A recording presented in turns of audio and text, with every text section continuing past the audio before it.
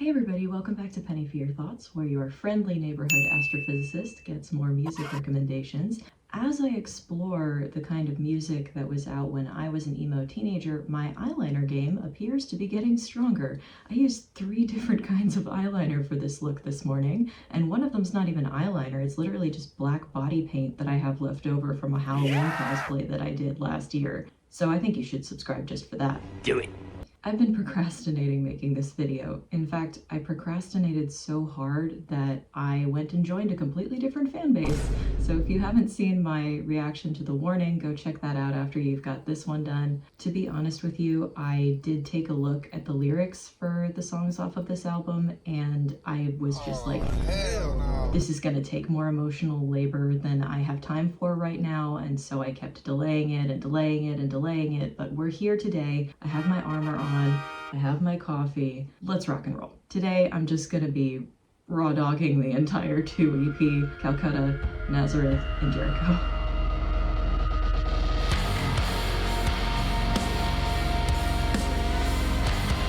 So this actually looks like a really interesting EP. The structure is very fun. All of the songs are named after cities, and it looks like we're taking a tour through some of the most popular world religions. So that would be Hinduism as represented by Calcutta, Christianity as represented by Nazareth, and then Judaism/Islam as represented by Jericho. And I think I'm actually kind of uniquely qualified to talk about this because my mother's family is Catholic, my father's family was Jewish, and my stepfather's family is Hindu. And insofar as I was raised in a religion, I was raised in Hinduism. So right off the bat, I feel like I should probably explain a little bit of the parallels between Hinduism and Christianity. So if you want to skip this part, I'll indicate a timestamp, but I do think it's kind of interesting. Christianity is built on a trinity, and that's the Father, Son, the Holy Spirit. But Hinduism is also somewhat built on a trinity, and that's creation, evolution, and destruction at the end. So it's very much a temporal trinity as opposed to a familial trinity. And it's also a polytheistic religion where divine concepts or aspects of nature are each represented by individual gods. And gods often split themselves into sub-concepts. So the same god will appear in multiple different forms as they express different facets of what they represent. When I was growing up, my temple had 2 sides to it, and it was one side for Vishnu the Evolver, the other side for Shiva the Destroyer. And one of the goddesses that appears in the Shiva side is Durga. Durga is specifically connected to the city Calcutta. There's a sect of Hinduism that focuses on her specifically. And she kind of appears in multiple forms there. She is her own goddess, but she's also portrayed often as the consort of Shiva, so his wife in the form of the goddess Parvati. And she also has a specific connection to Vishnu the Evolver. One of the first places that we see her in Hindu mythological stories is when Vishnu is sleeping, fun note for this fandom, and 2 demons approach with ill intent, and Durga in the shape of Kali springs out of Vishnu's body, wakes him up, and then the 2 of them destroy those demons. But overall, if I had to describe what she represents, she's very much an active energy. She encapsulates things like divine wrath, rage, the passage of time, death, that sort of thing. Whereas Vishnu might be considered more of a passive evolutionary force. Right after I finished watching the Hey Ya music video, I went back to double check if I had missed anything in the Thread the Needle music video, and I went to the description box below, oh god, literally, and found the description of what this band is supposed to be, essentially their explicit concept as worshippers of the divine deity Sleep.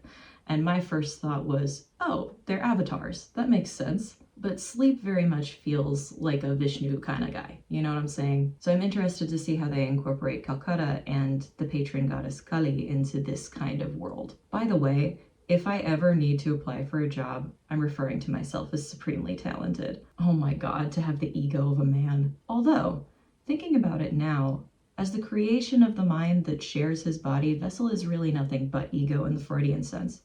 Just want you to stop saying odd shit. Okay, Let's get to listening. I don't know what to expect from this song or this album, to be completely honest. I get the feeling like it's going to be somewhat of a different tone than one was, just because they're trying out new flavors of stuff, and it's been a year since the last time they released something at this point. I kind of hope and fear at the same time that they incorporate some sort of inspiration from Carnatic or Hindustani classical music into Calcutta, just because I never hear that really done by Western artists well. There was a running joke in my orchestra in college, which was a Middle Eastern orchestra, that whenever there was a desert scene in a movie, the music would always be in the same scale, which is an Egyptian scale, Lebanese scale called Hijaz. I don't know what that is in Western classical music. I guess I'll research and put what it is up here. If they do it, I hope they do it right. Honestly, I just want them to try, because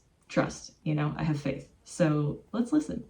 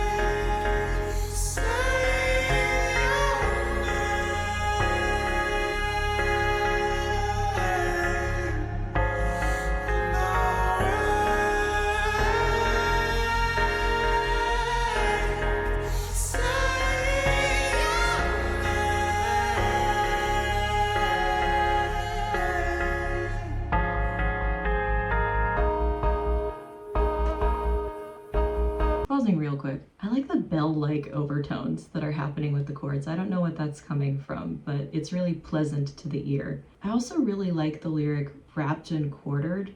I know that drawn and quartered is a thing. That's a punishment that people used to do in the Dark Ages, where you'd cut someone into 4 pieces. Braveheart vibes. But wrapped and quartered kind of calls in the second meaning of the word quartered, because you're wrapped up in something, but quartered also means you're confined to quarters or you're living somewhere. I kind of like that.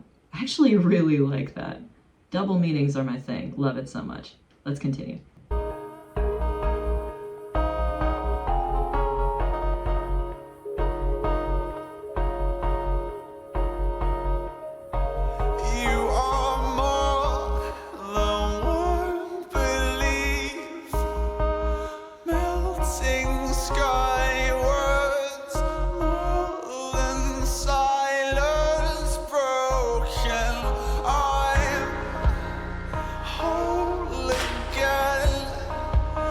Just a moment till the morning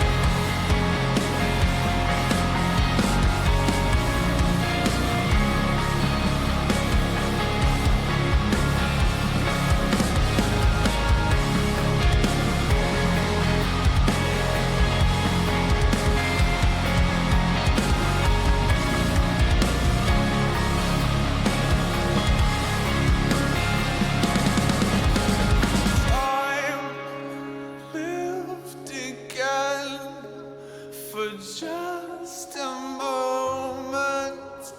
Missing pieces find me and I'm whole again for just a moment. Missing pieces find me. Time lived again for just a moment. Missing pieces find me alive. Whole again, whole again, whole again.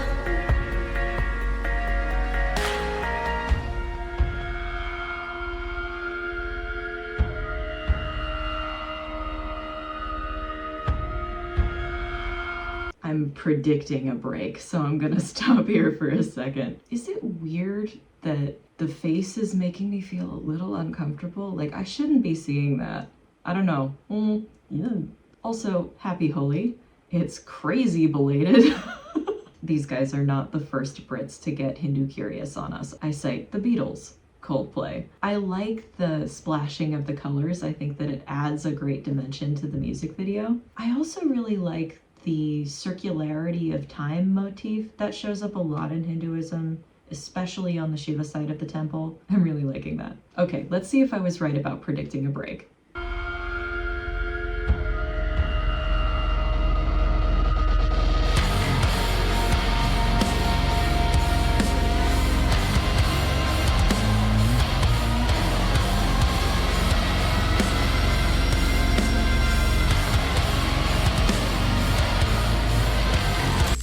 Hey. Flag on the play, guys. I'll give you 3 guesses which mode he's playing with right here. You don't even need 3. I'll tell you right now, it's fucking Hijaz. I'm terrible at identifying music theory things in the moment. You guys know this about me. I need to have my instrument in my hand or I need to see the sheet music itself. But I was listening to this back. I pulled up an online piano. I pulled up my violin. I went through all of the charts. It is Phrygian fucking dominant. Release us. I still love it. It's great. I didn't recognize it in the moment because they changed the root to G flat and I got lost and I started to concentrate more on the music video. And it is gorgeous. It's lovely. I love his vocals, but use any other scale. Love you.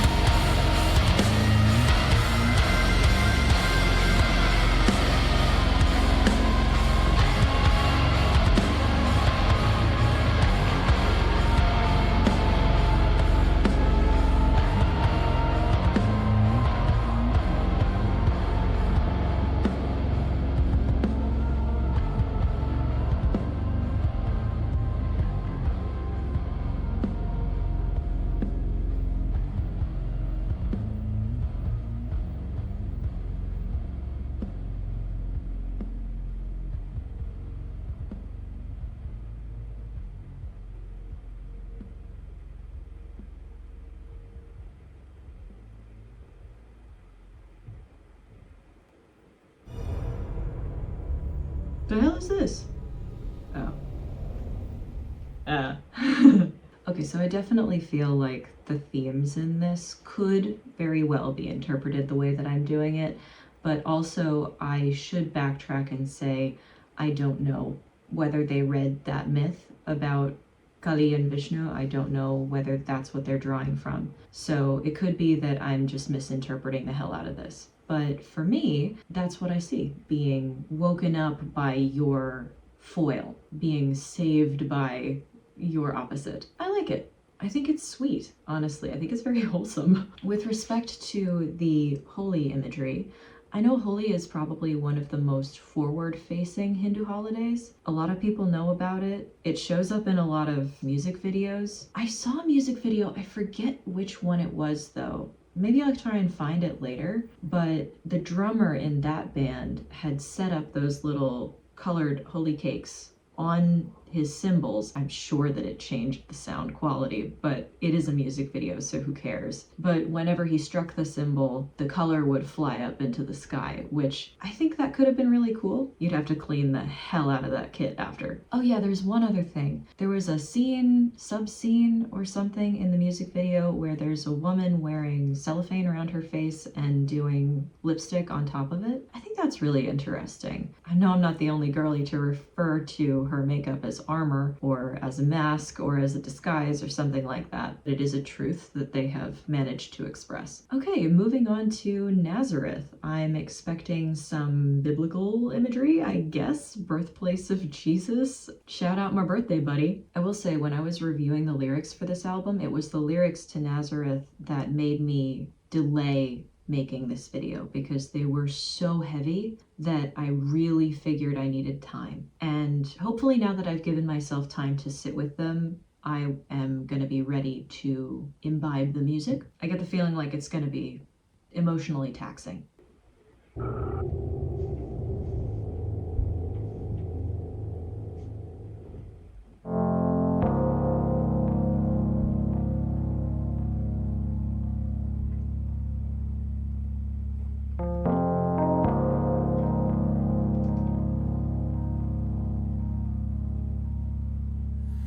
And I'll see you when the wrath comes, knocking on your bedroom door with money, building your kingdom, dripping from the open mouth. I'll show you what you look like from the inside. And I'll see you when the wrath comes.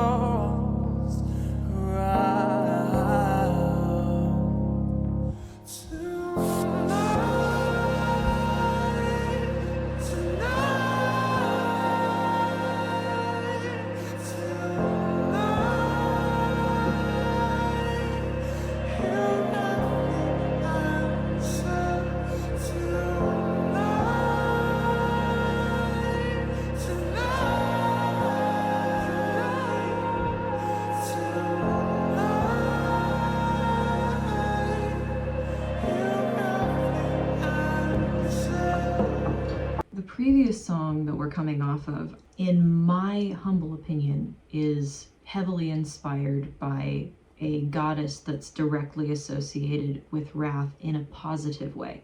In Christianity, wrath is one of the 7 deadly sins. So I'm not sure in what sense they're portraying that emotion here. Whether that's, I'll see you when you finally get your act together and start living for yourself, wrath, or I'll see you when this emotion finally destroys you.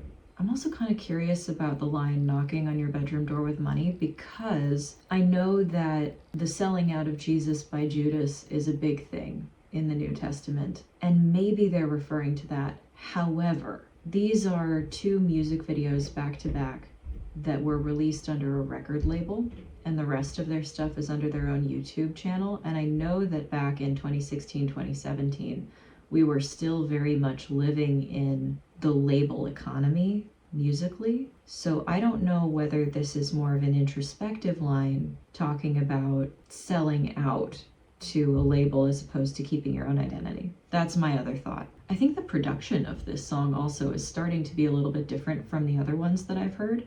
It's much more, if not synthetic, certainly heavily filtered. So it's more similar to the kind of stuff that I tended to listen to these past couple of years. I mean, I like it, I'm not complaining. Okay, we're gonna get to the second verse.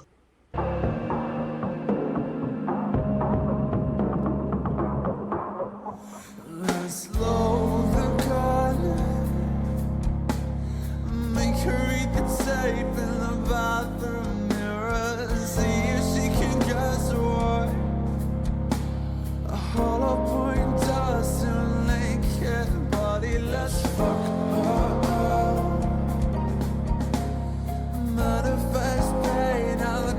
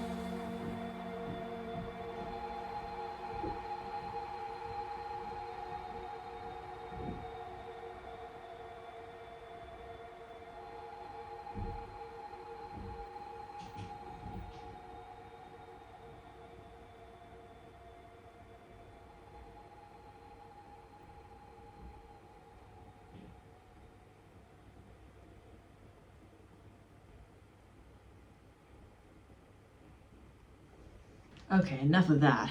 Those lyrics are tough. I honestly don't know how much I can say on YouTube, but if you've ever known someone, or if you are someone who has made the attempt at some point in your life, that's gonna hit hard. I'm gonna try and be as emotionless as possible. Make her eat the tape in the bathroom mirror kind of calls back to the circularity of time that they were talking about in the first song. Reliving your past mistakes, constantly reviewing things that you dislike about yourself, that sort of thing. Obviously, a hollow point's a kind of bullet. It's meant to maximize the damage radius against raw flesh.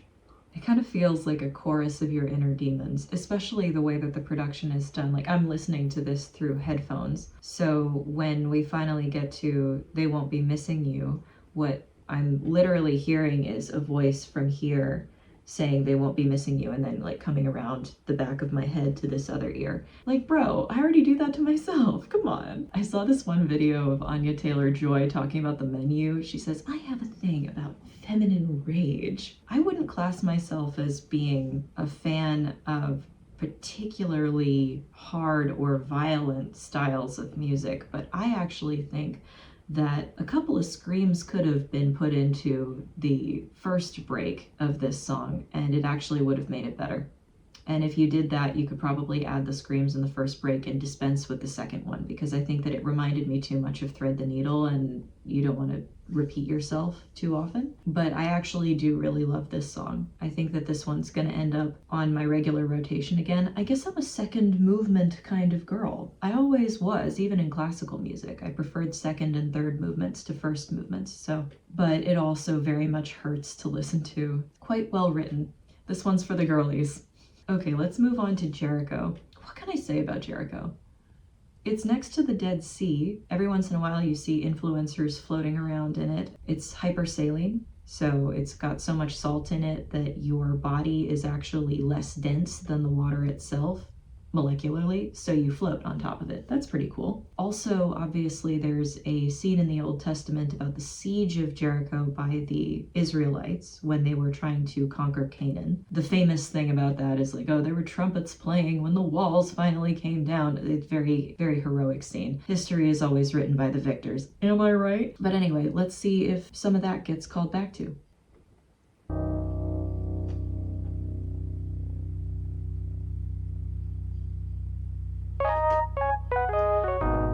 Oh, it's blues inspired. Oh, I'm gonna love this.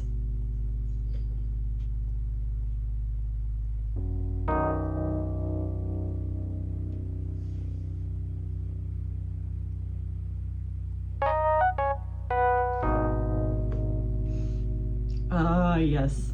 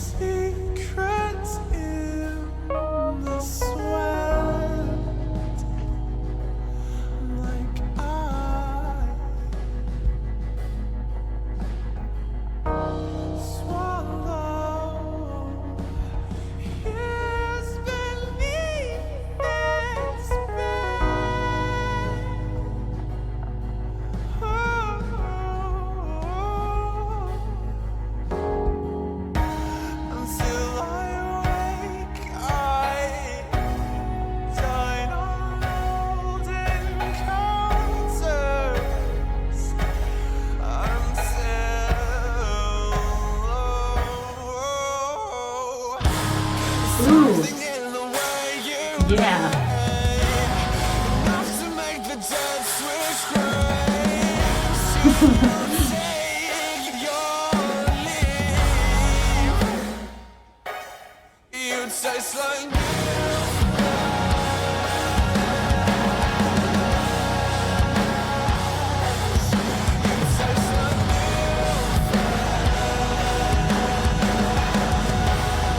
Yeah.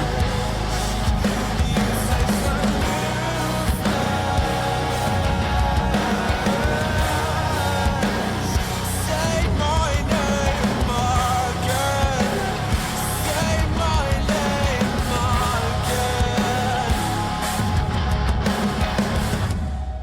My hands are I can't even pause.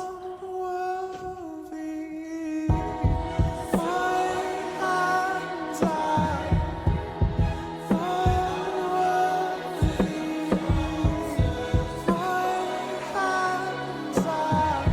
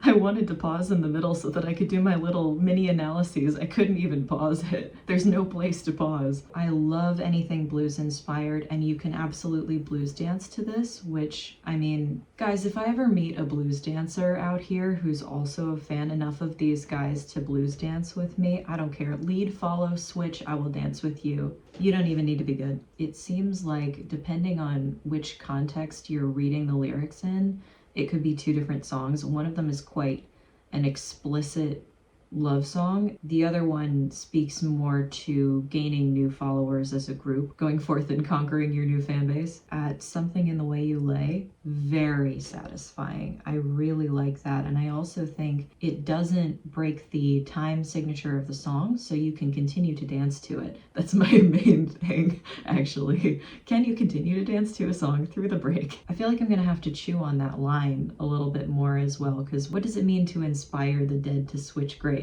I know what it means to inspire the dead to get up out of their graves and stay that way, but what would you have to do to get a dead person to get up out of their grave and then go to somebody else's grave and get down into it and stay there? I don't know, I'm not dead. That line is also very strongly giving In a Week by Hosier, which is specifically about finding your loved one. You go, you lie down, and you stay that way until the insects come and get your body. That came out in 2014. Maybe they were fans. I really liked that song. Overall thoughts on the EP, it was a lot of fun, actually. And I think while it may not be by the girlies or for the girlies, it's certainly of the girlies. It speaks to my personal experiences in life in both painful and pleasant ways, which I like. I think I see the music from this EP a little bit more than I saw the music from one, if that makes sense. I understand it a little bit better. And I think probably, again, I'm a second and third movement girly. I think that Nazareth and Jericho are the ones that are probably going to end up on my regular rotation. We'll see about Calcutta. It may grow on me.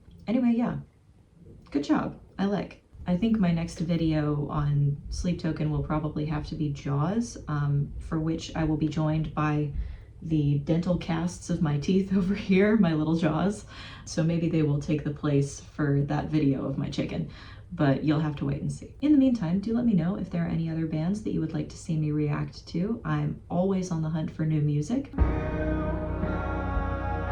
Take care. I'll see you in the next one.